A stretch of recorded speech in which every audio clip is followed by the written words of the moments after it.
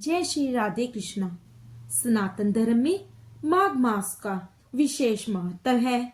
शास्त्रों में माघ महीने को बेहद पवित्र, पुण्य प्रदान करने वाला माना गया है।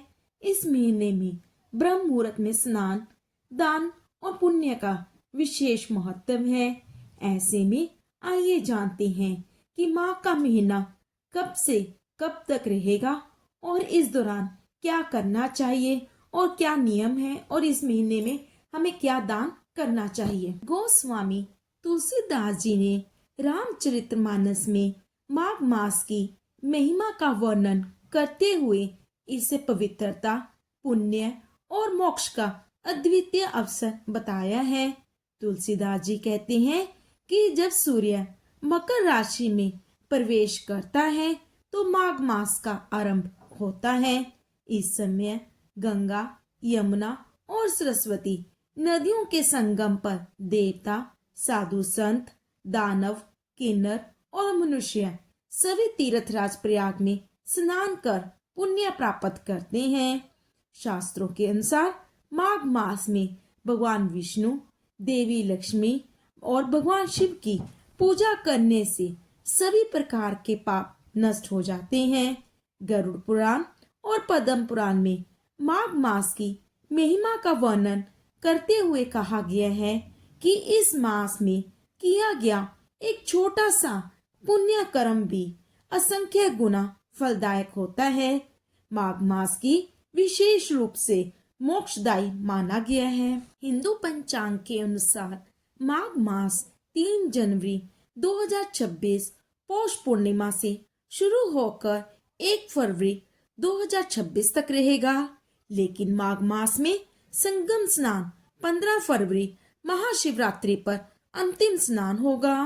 इस पूरे महीने भगवान विष्णु की पूजा करने का विशेष महत्व है।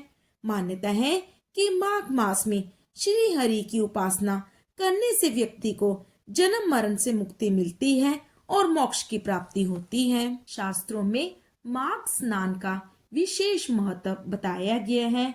यदि आप भी माघ मास में स्नान करना चाहते हैं तो माघ स्नान का संकल्प माघ महीने के पहले दिन ही लेना चाहिए।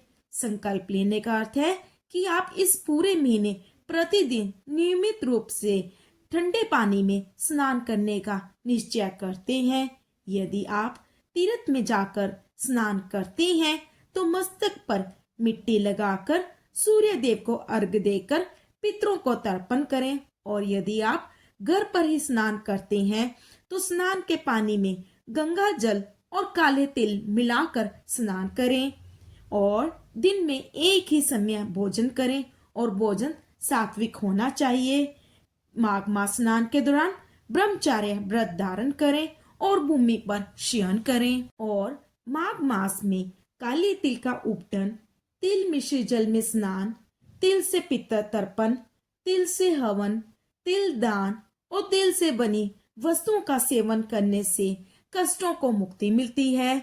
माघ महीने में रोज स्नान के बाद तांबे के लोटे से सूर्य देव को अर्घ्य दें और ओम सूर्याय नमः मंत्र का जाप करें। माघ महीने को बहुत पवित्र माना गया है।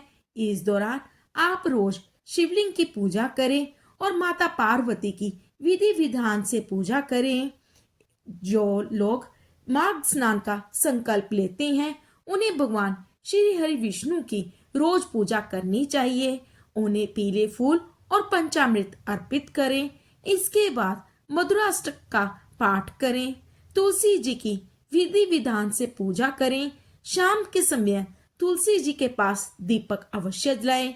माघ मास में खास तौर पर घर के प्रवेश द्वार पर प्रतिदिन संध्या के समय दीपक अवश्य जलाएं।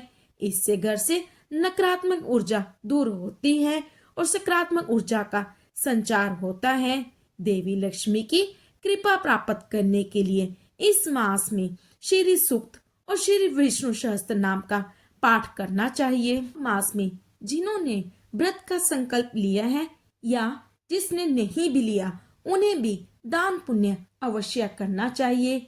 माघ मास में दान करना बेहद शुभ माना जाता है, जिसमें अन्न का दान, विद्या का दान, अव्यय दान और धन का दान श्रेष्ठ माना गया है। यदि आपके दरवाजे पर कोई आए तो उसे खाली हाथ वापस ना भेजें। माघ मास में ऊनी वस्त्र, कंबल, स्वेटर, शॉल, जुराबें आदि का दान करना चाहिए। माघ मास में चावल, गुड़, तिल, खिचड़ी, हल्दी, घृत, घी या फिर आंवले का दान करना महाफल प्राप्त होता है। इस महीने आपको गाय का दान भी अवश्य करना चाहिए। यदि आप गाय का दान नहीं कर सकते तो गायों की सेवा करें। तप, होम और दान करने से तीनों से ही आत्मा का विकास होता है। माघ मास में सूर्य उत्तरायण होता है और इस दौरान कई बड़े धार्मिक पर्व मनाए जाते हैं। माघ मास की शुरुआत में संकट चौथ, लोहड़ी, मकर संक्रांति जैसे पर्व आते हैं। वहीं माघ मास के उत्तरार्ध में मौनी अमावस्या, गुप्त नवरात्रि, बसंत पंचमी, भानु सप्तमी, शीतला षष्ठी, शर्तिला एकादशी, जय एकादशी और भीम अष्टमी जैसे व्रत त्योहार पड़ते हैं। माघ मास का समापन माघी पूर्णिमा के दिन होता है। इस बार माघ स्नान पर कई विशेष संयोग बन रहे हैं। सूर्य का मकर राशि में प्रवेश एक विशेष संयोग है जो माघ मेले को महामाघ बनाता है और इस दौरान पुण्य नक्षत्र योग, शुक्र गुरु का योग और त्रिपुष्कर योग जैसे शुभ योग बन रहे हैं, जिनमें सूर्य का 75 साल बाद मकर राशि में प्रवेश एक विशेष संयोग है जो स्नान, दान और आध्यात्मिक कार्यों के लिए अत्यंत फलदायी माने जा रहे हैं। माघ मास में जो व्रत रख रहे हैं उनको भी और जो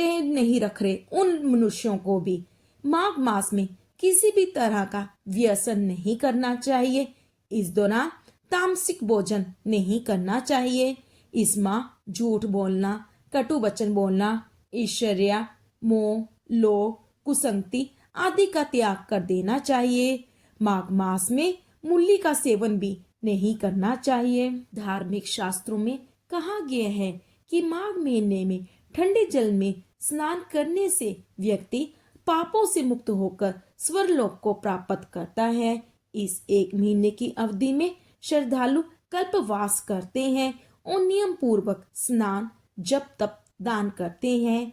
मान्यता है कि जो व्यक्ति पूरे माघ मास श्रद्धा और नियमों से स्नान करता है उसकी 21 पीढ़ियों तक के पितरों का उद्धार होता है और उसे स्वर्ग लोक की प्राप्ति होती है। तो ये थी माघ मास की संपूर्ण जानकारी।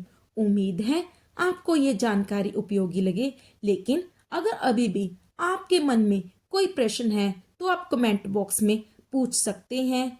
धन्यवाद। आपका दिन मंगलमय हो और आप सबको माघ मास की हार्दिक शुभकामनाएं।